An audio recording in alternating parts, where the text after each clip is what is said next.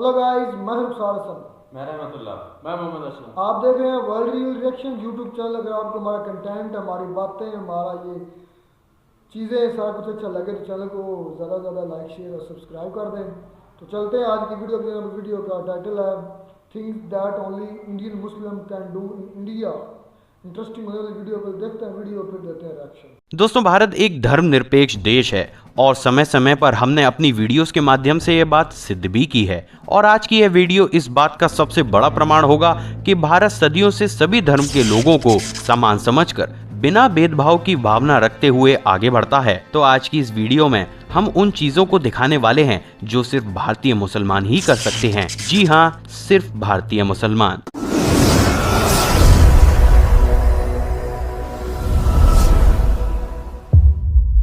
दोस्तों, भारत में मुसलमानों को अपने त्योहार मनाने पर कोई पाबंदी नहीं है। भारत में रमजान के समय मुसलमान 30 दिन का रोजा रखते हैं, जिनकी यहाँ पर कोई मनाही नहीं है। लेकिन बात अगर चाइना की जाती है तो हालत कुछ और ही हो जाते हैं। चाइनीज गवर्नमेंट के द्वारा पारित किए गए नए नियम के अनुसार चाइना के नॉर्थ वेस्ट में स्थित जिंगजियान रीजन में छात्रों, government agencies, local party organisations, civil servant और गवर्नमेंट ऑफिसेज में काम करने वाले मुस्लिम लोगों पर रमजान में रोजा रखने पर भी पाबंदी है। दोस्तों, भारत एक ऐसा देश है जो किसी भी व्यक्ति की धार्मिक मान्यताओं में दखल नहीं देता। यहाँ पासपोर्ट आवेदन करने के लिए यह बिल्कुल भी मायने नहीं रखता है कि आप मुसलमान हैं, हिंदू हैं या किसी अन्य जाति से संबंध रखते हैं। लेकिन कई देशों में मुसलमानों को हिंदुस्तान जैसी स्वतंत्रता प्राप्त नहीं है। कई देशों में जब तक आप यह साबित नहीं कर देते हैं कि आप अपने धार्मिक विश्वासों के साथ कितनी निष्ठा रखते हैं, तब तक आपको पासपोर्ट जारी नहीं किया जाएगा। उदाहरण के तौर पर अगर पाकिस्तान को देखा जाए तो पाकिस्तान में आपको असली मुसलमान होने का प्रमाण देना पड़ता है। मसलन आप पैगंबर साहब में कितना विश्वास रखते हैं आदि। यही कारण है कि पाकिस्तान में अहमदीज को पासपोर्ट अप्लाई करने के लिए एक डिक्लेरेशन फॉर्म पर साइन करना होता है, जिस पर लिखा होता है कि अहमदीज मुसलमान नहीं हैं। दोस्तों, भारत में अपनी इच्छा के अनुसार हर धर्म के लोग अपनी वेशभूषा और पहनावे के लिए आजाद हैं। लेकिन चीन में रहने वाले उइगुर मुसलमान ना तो अपनी इच्छा से दाढ़ी बढ़ा सकते हैं और ना ही धार्मिक कपड़े पहन सकते हैं। चीन सरकार के नए नियम के मुताबिक उन पर कई प्रकार की बंदिशें भी लगाई गई हैं। भारतीय मुसलमानों को पूरी आजादी दी गई है कि वह किसी भी देश में घूमने, पढ़ने व व्यापार करने जा सकते हैं। भारतीय मुसलमान किसी भी देश की यात्रा करने के लिए स्वतंत्र हैं और भारतीय होने के कारण उनको किसी भी देश का वीजा बड़े ही आसानी से मिल जाता है। लेकिन सभी देशों के मुसलमान इतने भाग्यशाली नहीं होते। Syria, Libya, Iran, Somalia, Sudan और यमन देशों के मुसलमानों पर अमेरिका सहित कई देशों ने उनके देश आने पर प्रतिबंध लगा रखा है, जिसके कारण वह मुसलमान इन देशों में नहीं जा सकते। बात जब मुस्लिम महिलाओं के अधिकारों की आती है, तब भी भारत की निष्पक्षता विश्व में स्पष्ट रूप से दिखाई देती है। भारत में मुस्लिम महिलाओं को मुस्लिम पुरुषों की तुलना में समान अधिकार प्राप्त हैं, मसलन शिक्षा, नौकरी, पहनावे और अपनी शर्तों पर स्वतंत्र जीने का अधिकार। भारत में हर मुस्लिम महिला को अपनी धार्मिक मान्यताओं के अनुसार अपना पहनावा चयन करने का अधिकार है। लेकिन विश्व में कई ऐसे देश भी हैं जहां मुस्लिम महिलाओं को आजादी से जीने भी नहीं दिया जाता। ताज़ा नियम के अनुसार ऑस्ट्रिया में सार्वजनिक जगहों पर बुर्का पहनने पर प्रतिबंध लगाया गया है। सिर्फ इतना ही नहीं, बल्कि कई देशों में मुस्लिम महिलाओं के कपड़े अक्सर चर्चा का विषय बनते रहते हैं। हज मुसलमानों के लिए बहुत बड़ा धार्मिक स्थल है जो कि सऊदी अरब में स्थित है। भारत में कई ऐसे मुस्लिम परिवार हैं जो आर्थिक रूप से पूर्ण संपन्न नहीं हैं। लिहाजा भारत सरकार ऐसे मुसलमानों को हज की सब्सिडी के रूप में अभी तक आर्थिक मदद देती आई है। लेकिन ताज़ा खबरों के अनुसार भारत सरकार ने हज पर दी जाने वाली सब्सिडी भले ही खत्म कर दी है, लेकिन भारत हर तरीके से सब धर्मों को साथ लेकर चलता है और शायद यही वह कारण है कि हर भारतीय को अपने देश पर गर्व है। तो दोस्तों, अगर आपको भी अपने देश पर गर्व है तो इस वीडियो को लाइक कीजिए। इस बार टारगेट करते हैं 1000 लाइक्स का। साथ ही दोस्तों, इस वीडियो पर कमेंट करना बिल्कुल भी मत भूलिएगा। तो जी, वीडियो ही खत्म। ये थे things that only Indian Muslim can do. किन किन चीज़ों की आज़ादी है वीडियो के हिसाब से।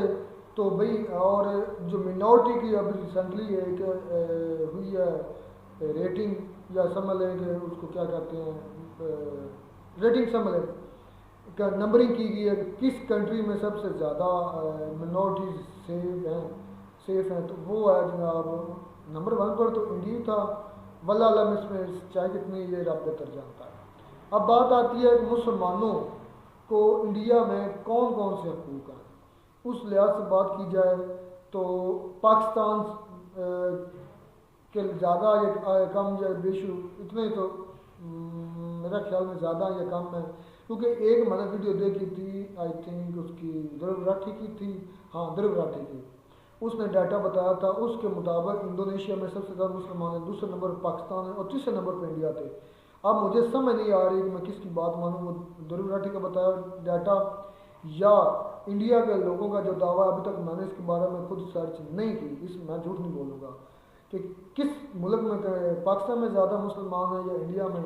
इंडोनेशिया में तो है ही ना, वो उधर तो ज़्यादातर आबादी तकरीबन 98 या 99% मुस्लिम आबादी है।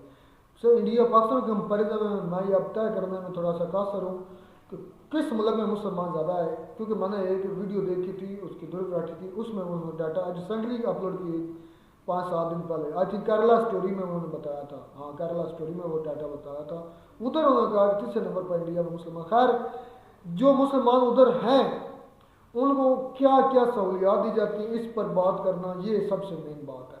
क्या उनको मजहबी आज़ादी है? उनको भी जो सहूलियात है ना, वो मुझे पता है जितनी क्या है उनको भी जो हमारे दीन के जो बड़े उलमा होते हैं, जिन्होंने दाढ़ी रखी होती है ना, जो वहाँ के जो हिंदू कम्युनिटी, जो वहाँ के हिंदू लोग हैं ना, वो देखकर दूर से उनको जुमा नहीं पढ़ने दिया जाता। और कहाँ की बात जो इलाके हैं मेरे पास, जहाँ पर हिंदू ज्यादा है ना, मुसलमान कम। यार मैंने खुद वीडियोस देखी हैं, वो एक दाढ़ी वाला था, उसको यहाँ से गिरबान से पकड़ा हुआ था एक हिंदू ने, और उसको घसीट कर आगे ले जा रहा था, और ऊपर से पुलिस आ गई। इंडिया की मैं बात कर रहा हूँ, तो पुलिस वाले ने छुड़ाया और फिर वो जो है ना नमाज जुमा पढ़ने के लिए गया। अच्छा मेरी बात सुनो, my first visit of India, ये तुम की वीडियो देखते रहो यूट्यूब पर? जी मैंने तमाम ये वीडियो देखी, उसमें यही बताया गया है कि मुसलमान जो है ना, बाकायदा वीडियोस भी देखी हैं, वीडियोस के साथ जो मेरे ख्याल वो हिंदू महिला थी उसने सारा कुछ बताया था।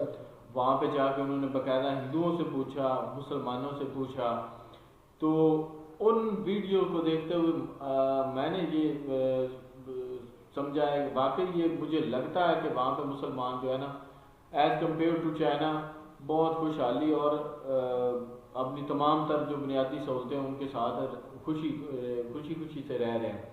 लेकिन इस वीडियो में ये बताया गया है कि इंडिया में जो है ना, मुसलमानों को मुकम्मल तौर पर आज़ादी है, मसाजिद में नमाज पढ़ सकते हैं, रोज़ा रख सकते हैं, और बाकी अपने तमाम जो मजहबी अमूर हैं वो बआसानी मुकम्मल कर सकते हैं। लेकिन चाइना में उन्होंने एक मेरे ख्याल में एक सूबे का नाम बताया, वहाँ पे कुछ दफातर हैं, कुछ ऑफिस हैं जहाँ पे उनको मुकम्मल तौर पर पाबंदी लगाई हुई है कि वहाँ पे वो रोज़ा नहीं रख सकते। तो बात करने का मकसद ये है कि चाइना की निस्बत इंडिया में मुसलमानों को बहुत ज़्यादा आज़ादी है कि वो अपने जो तमाम मजहबी अमूर हैं, वो आज़ादी, उनको बहुत ज़्यादा मजहबी आज़ादी नहीं। ये मैंने ये नहीं कहा कि वो मुकम्मल तौर पर आज़ाद है, ठीक है, ऊंच नीच होती है, तो होता है, जाहिर सी बात है, वहाँ पे हिंदू ज़्यादा है तो इस वजह से ऊंच नीच तो होती है। ये नहीं कि मुकम्मल तौर पे वो सही है। यार कुछ लोग मेरी बात सुने, हर एक मुल्क के दूसरे मुल्क में होते हैं एजेंट्स, और वो एजेंट्स क्या काम करते हैं, वो धार्मिक लिहाज से, मजहबी लिहाज से लोगों को उकसाते हैं। जो इंडिया में ये इंतशार होता होगा, कहीं ये थोड़े बहुत अगर मसाइल पैदा पेचीदगियाँ होती भी होंगी ना, तो मैं ये मानता हूँ वो जो पाकिस्तान के या दूसरी कंट्रीज के आए होते हैं एजेंट, जो डिस्टेबलाइज करने की कोशिश करते हैं माशरे को, मजहब की आड़ में, अच्छा उनका ये काम हो सकता है। ठीक है, आपकी बात भी ठीक हो सकती है, लेकिन देखें कि कॉलेज या यूनिवर्सिटीज में कौन से एजेंट्स आ गए, तो वो सबसे ज्यादा होते हैं कॉलेज यूनिवर्सिटी में। अब भाई तुम्हें नहीं पता ये कहाँ पे छोड़े होते हैं? वो तो मुझे पता है, ये दुनिया के हर मुल्क में होते हैं। अच्छा, तो वहाँ पर देखें कि क्लासरूम में कहाँ से आ गए, जो सबसे बड़ा होता ना दारा जहाँ से लोग पढ़ के निकलते हैं, उन्हीं को तो कंट्रोल करना होता है, क्योंकि उनके कैसे को कंट्रोल कर लिया तो आने वाले माशरे को कंट्रोल कर लिया, आने वाले लोगों को कंट्रोल कर लिया। वो आपको आज अगर हम अपनी नई पीढ़ी को कंट्रोल कर, आज अगर हम अपनी हिस्ट्री में फंसे हुए हैं ना, आज अगर हम समझते हैं कि 99 की वॉर हम जीते, 1971 की वॉर जीते, इंडिया ने पहल की, तो उसकी वजह यही है कि हमारे जो स्कूल लेवल, कॉलेज लेवल पर हमें पढ़ाया जाता है। मतलब बात करने का मकसद है कि अगर आपने किसी माशरे को कंट्रोल करना है तो उनकी जो बुक्स हैं उनमें वो मवाद डाल दो या उनको उधर उकसाओ, क्योंकि वो जवान खून होता है। अगर बच्चे हैं तो ना समझ होते हैं, बड़े जवानी के जोश में वो पता नहीं क्या मजहबी लिहाज से काम करने के लिए तैयार हो जाते हैं। जब उनको 72 उरों का दिया जाता है, लालच दिया जाता है कि अगर धमाका करोगे तो मैं जाते ही आपको 72 हो रहे हैं, आपका इंतजार कर रही होंगी, आपको जन्नत मिलेगी। लेकिन ये नहीं पता है। आप गलत बातें करें, इस तरह नहीं किया जाता। अच्छा, आप ज्यादा ओवर हो रहे हैं। आप मुझे ये बताओ, जो पेशावर में वो मस्जिद में धमाका हुआ था वो किसी मुसलमान ने किया था ना? पता नहीं, आपके पास कोई प्रूफ है क्या? मैं कह रहे कि मुसलमान ने किया था। अच्छा, जो एक टीटीपी वाले कौन है? टीटीपी वाले कौन है? एक मर्तबा टीटीपी वाले कौन है? की बात करने लगा। सिर्फ मुझे बताओ, गैर मुस्लिम है यार? वो हुलिया का मुसलमान वाला होता है, लेकिन वो मुसलमान। अच्छा, अब देखिए रहमतुल्लाह अब ये कहेगा वो एजेंट है। पाकिस्तान के उधर एजेंट नहीं मानते, पाकिस्तान दूसरी कंट्री के एजेंट मानते हैं। वाह क्या दोगला पाकिस्तानी जो आर्मी उन्होंने उनको पकड़ा था, और उन्होंने जो खास निशानी होती है ना, वो आपको पता मुसलमानों कौन सी होती है, तो उनको देखा तो वो पता चल गया कि ये मुसलमान नहीं है। वो उनकी नहीं होती, उसको कहते हैं, हम कहते हैं सुन्नत रसूल, जिसे हम कहते हैं सुनते होती हैं। वो आई थिंक, सॉरी मुझे लफ्ज़ में भूल गया, प्रॉपर क्या मैं यूज़ कर, खतना नहीं उनका हुआ था। ये आई थिंक बात करने की कोशिश कर यही कर रहा हूँ। अच्छा, तो एक कॉलेज में एक लड़की होती है, तो उसके पीछे तकरीबन 150 से 200 हिंदू लड़के होते हैं, और एक दो प्रोफेसर भी होते हैं, और वो जो है ना उसको कहते हैं कि तुम निकाब उतारो, लेकिन वो आगे से गाती है अल्लाह अकबर। इंडिया की मैं बात कर रहा हूँ। आपने देखा वो सोशल मीडिया पर बहुत ज्यादा जो वीडियो वायरल हुई थी वो लड़की वाली, कौन सी वाली? तो वो कहते हैं कि हमें जो इंडिया में मुसलमानों को खुसूसन जो वहाँ की औरतें हैं वहाँ पर बहुत तहफ़्फ़ुज़ दिया जाता है। एक जो है ना उस्ताद अपने स्टूडेंट को पढ़ा रहा था, क्लासरूम के दौरान लेक्चर हो रहा था, और वो लेक्चर देते ना कोई वो एक दूसरे से बातें कर रहे थे स्टूडेंट आपस में, तो प्रोफेसर उनको कहता है वो उस्ताद के तुम खड़े हो जाओ, उसको बोलता कैसे, वो आतंकवादी खड़े हो जाओ। वो मुसलमान था, मुसलमान को आतंकवादी कह रहा था, वो खड़ा हो गया। बस मैं आपको बात ये प्रूफ देना, मेरी बात मुकम्मल, आपकी बात होगी मुकम्मल। बात ये है, अगर मुझे ये बता, अगर ऐसी बात होती तो जो दुनिया के सर्वेइंग कंपनीज है या सर्वेइंग एजेंट्स है या सर्वे किए जाते हैं, क्या वो फिर झूठे हैं सब? भाई इस तरह तो देख लें कि मिनॉरिटीज के लिहाज से पाकिस्तान की रेटिंग देख लो, इंडिया की रेटिंग देख लो। पाकिस्तान तो बेचारा हो ही बदनाम चुका है ना, बेचारा। हाँ, हो ही बदनाम चुका है पाकिस्तान बेचारा। यार मुल्क हमारा बहुत अच्छा खूबसूरत मुल्क है, दुनिया के सबसे वाले बेगैरत है। आप ज्यादातर लोग, मैक्सिमम लोग बेगैरत हैं, बेचारा। और अस्तगफिरुल्लाह, जाने दे, पाकिस्तान बेचारा है यार। मुल्क का कसूर नहीं है, इसको चलाने वालों का कसूर। चलो बात मुझसे ये है, तो ये जो थी सहूलियत जो इंडिया के मुसलमानों को स्पेशल मिलती है और मिनॉरिटीज़ को वो देते हैं, जिसकी वजह से आज इंडिया तरक्की कर रहा है। अगर मुसलमानों का उसमें कंट्रीब्यूशन है तो आज तरक्की हो रही इंडिया की भी। अगर मुसलमानों को साइड लाइन कर दिया जाता तो सारी बात दंगे फसाद होते, सारी बात है वो अपना हक ज़रूर लेते।